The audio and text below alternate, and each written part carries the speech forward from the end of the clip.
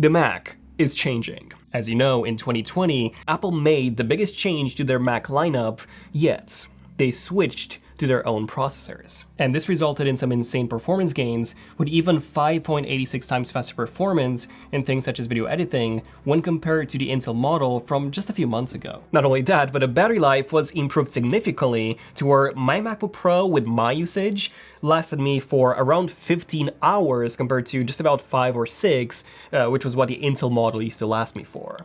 Anyway, 2020 was just the start, and 2021 will be when the changes to Apple's Mac lineup will actually start. So get a popcorn ready and enjoy.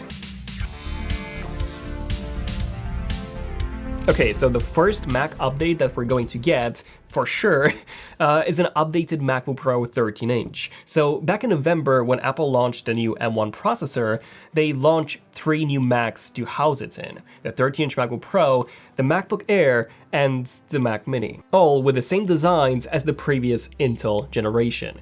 However, the one coming in 2021 is rumored to have a brand new design, a design that according to Ming-Chi Kuo and Mark Gurman will resemble the design of the iPad Pro and the iPhone 12, so pure flat edges and no more bulge underneath like the MacBooks have had for years. That means that a new MacBook Pro would also be noticeably thinner, as if you take a look at the side of a MacBook, whilst it can look super thin depending on how you hold it, if you tilt it up a bit, you can see that this bulge makes it actually twice as thick. And I don't see Apple making the device look thicker, so it is very likely that it will have the same thickness as the thickness of the flat portion of the chassis in these models of the MacBook Pros that we have now. So what this means is that when sitting flat on a desk, the new MacBook Pro should be up to 2 times thinner than this generation that we have now. Not only that, but we've also seen many reports saying that the display will also be getting bigger from 13.3 inches to 14 inches or even 14.4,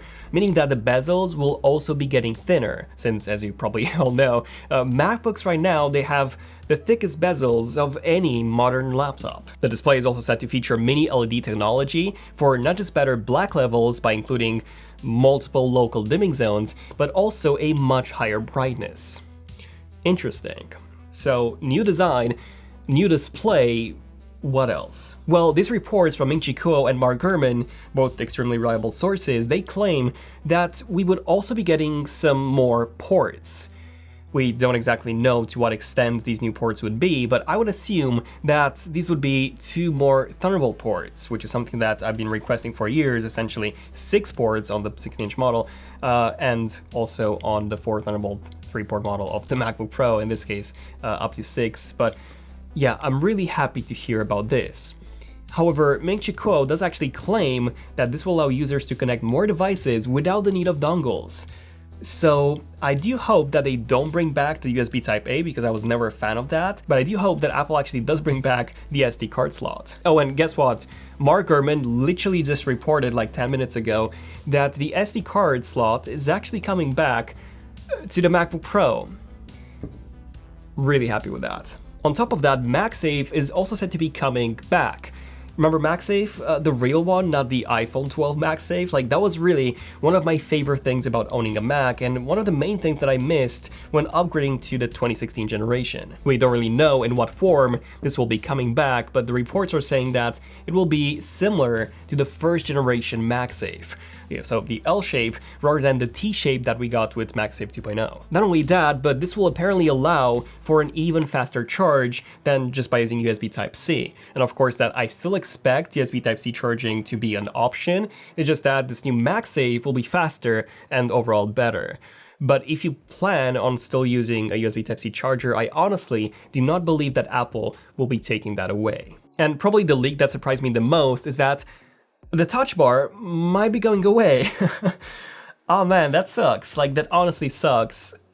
So I'm not a big fan of the touch bar, but that's not because I think it's a bad idea. No, it's actually a really good idea that was unfortunately not implemented properly. Like, Apple should have made the touch bar taller as there was plenty of room above it, and that would have made it so much easier to use it. And of course that Apple should have also added haptic feedback, which is crucial to have on a keyboard, in my opinion.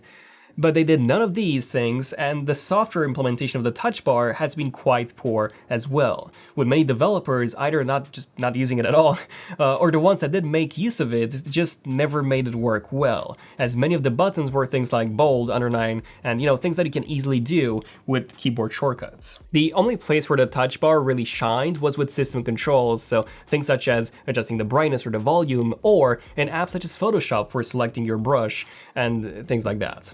So I feel like the touch bar should be improved rather than removed, but let me know in the comments what you guys think about this. Speaking of improvements, the performance is also set to be improved once again, with Apple releasing their second generation SoC, the M2 or the M1X, with 12 cores from 8, according to the leaks, and an even bigger performance bump in terms of the graphical performance. Now, we'll be doing a separate video just on the new MacBook Pro, as there's so much more to talk about. And we'll also do a fresh concept for it. So definitely make sure to subscribe if you're new to the channel to be the first to see it. Now, if you're an Apple user and you have an iPhone or an Apple Watch, a company that I would highly recommend is BandWerk, who's also our sponsor for this video. BandWerk is a premium German leather case and Apple Watch strap manufacturer, and what makes them stand out from the competition is that all of their designs are not just original, but they also feature genuine leather with some of the most beautiful and unique designs that I have ever seen. They occasionally have special edition designs where they make the Apple Watch straps from the interior leather of rare cars from the 20th century, which is really cool. And then they also have different designs in stock, such as the Stockholm multicolor band, which has this really nice natural patina to it, and it also comes in multiple colors. They also have the Stockholm vintage Morkburn band, which uses vegetable tanning in Germany. The Zurich Cordovan black or midnight blue, which uses leather from the Horween tannery in Chicago. They come in multiple sizes, and you can even customize the clasp so that it perfectly matches the finish of your Apple Watch. Check them out using the link below. Then we have the big iMac redesign. You see, the iMac has looked literally the same since 2012. Yes, that's 9 years and going strong with zero design changes. In fact, the front of the iMac hasn't actually changed since 2009, which was 12 years ago. And that's crazy, especially when you realize that Apple is the world's most powerful tech company and also the richest. Well, the iMac is finally getting a redesign this year. Again, this was supposed to happen in 2020. In fact, we've actually made 2 concepts of this already, which some of you might have already seen. Well, the iMac is finally getting a redesign this year, according to Ming-Chi Kuo and Mark Gurman. This new iMac is said to have a very similar design to Apple's Pro Display XDR monitor, which means that the bezels would be, finally, made thinner. And the back will now be flat rather than the curved back that we've had for so many years now. Now, one of these models is said to be a 24-inch iMac, which would replace the 21.5-inch model, while the other one is likely to be a 32-inch model, replacing the 27-inch model. But I think that aside from the design, the thing that I'm looking forward to the most in the iMac is the actual performance.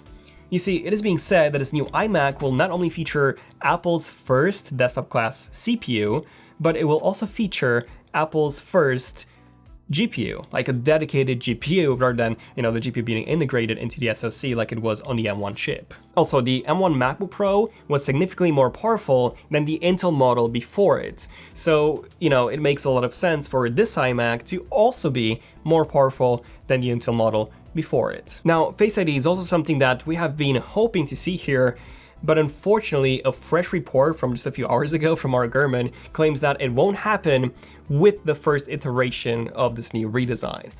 Still, I'm very excited to see how capable this machine will really be. Okay, next up we have the 16-inch MacBook Pro. So according to reports from Ming-Chi Kuo and Mark Gurman, the 16-inch model will also get this new redesign that the 14-inch model gets. And even though we haven't had any specific leaks on this, I do expect the 16-inch model to be in some way more powerful than the 14-inch model. Very likely when it comes to the graphics. We could be seeing some actual dedicated graphics inside a 16-inch model compared to the integrated M1X graphics that we would have inside a 14-inch model. And not only that, but a 16-inch will have a bigger battery for most certainly the best battery life ever, not just in a MacBook, but in any laptop on the market so far, at least if we go by the big improvements that we got with the 13-inch MacBook Pro and the M1 MacBook Air. Then we have the Mac Pro, which Mark Gurman claims that Apple is working on a full redesign of, with half the size of the 2019 Mac Pro model, and also a design that resembles the Power Mac G4 Cube, which looked so futuristic and so amazing. And not only that, but this report also claims that Apple plans to keep the current Intel Mac Pro design too, and give it a spec bump for customers who still prefer to use Intel processors. Now, that's a very interesting approach, and my theory here is that this will only be because the new Mac Pro will actually lack some of the features that the Intel model will still have. You know, just as how Apple also kept the Intel MacBook Pro 13-inch around, as it offered more Thunderbolt 3 ports and support for more than just one external monitor, an eGPU, and stuff like that. If I could guess what this new Mac Pro will lack in comparison to the 2019 model, I believe that would be an NVIDIA or AMD GPU. I also see Apple releasing some GPU expansion cards instead of those that support for AMD and NVIDIA made by themselves, but again, I do not see Apple supporting any third-party manufacturers for any components inside the new Mac Pro. So this will also apply to standard PCIe slots, which I don't expect this new Mac Pro to have any of, and I predict that Apple, they will have some sort of proprietary connector for the Apple GPU instead. And then we have the Mac Mini. And you see, the Mac Mini was actually the device that got the biggest downgrade out of all the M1 Macs over the previous model. And yeah, sure, even though the performance was much better, the fact that it had fewer ports, less support for external monitors, no more 10 gigabit Ethernet ports, and no eGPU support anymore, made it in so many ways worse than the Intel model that it was replacing. By the way, Apple actually still sells that Intel model, so now you can buy both. So I don't know, it's quite interesting. The fact that the M1 models are still lacking some features that the Intel models had. So hopefully the M2 or the M1X will fix some of those. Speaking of that, we've also seen reports of leaked logic boards that showed 10 gigabit Ethernet support, so it is very likely that Apple will release a higher-end version of the Mac Mini in 2021 that will replace the Intel model with more ports, 10 gigabit Ethernet, and just more power on the graphical side of things, which is where the 2020 model was lacking when compared to an Intel Mac Mini with an eGPU connected. Okay, so what about the MacBook Air? Well, Ming-Chi Kuo reports that the MacBook Air will only be getting a new design treatment in 2022, when it is also expected to switch to a mini LED display. I personally do not see this being an issue at all, by the way, as the 2020 M1 MacBook Air has just been so good. So yeah, I would say even that model is still worthy of 2021, so to say. Also, breaking news, Mark Gurman just dropped a massive report which claims that the new MacBook Air could in fact be released this year, and aside from the mini LED display, it would also be thinner and lighter, which is pretty crazy, and also include MagSafe functionality. But do let me know which of the Macs are you excited for in 2021, because there's quite a few coming, and if you're getting one, which one would that be? If you have enjoyed this video, definitely give it a like, leave a comment with whatever you want, and definitely subscribe for more cool and unique, hopefully unique, tech videos like this one was. Thank you for watching, I'm Daniel, and I'll see you guys in the next one. It's Enough Tech, signing out. Cheers.